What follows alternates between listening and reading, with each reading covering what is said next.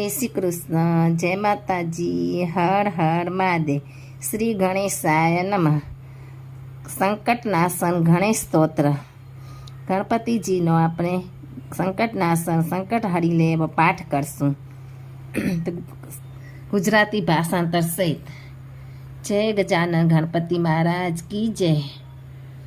નારદ ઉવાચ પ્રણામ શીર્ષા દેવમ ગૌરીપુત્ર વિનાયકમ ભક્તમાસમરે નિત્યમાયુ કામાર્થ સિદ્ધે.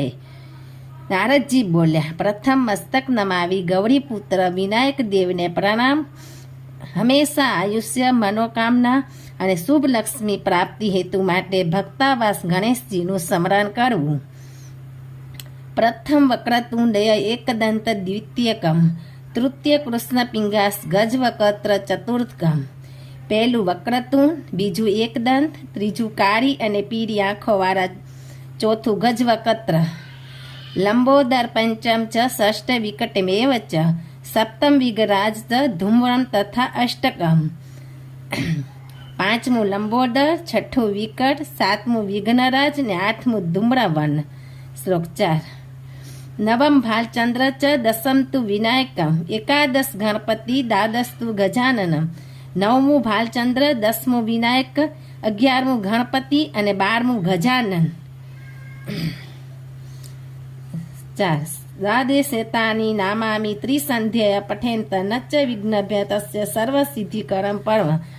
જે મનુષ્ય સવારે, બપોરે અને સાંજની ત્રણેય સંધ્યાના સમયે દરરોજ આ 12 નામનું સ્મરણ કરે છે તેને સંકટનો ભય નથી રહેતો. આ નામ સ્મરણ તેના માટે સર્વ સિદ્ધિઓનું ઉત્તમ સાધન છે.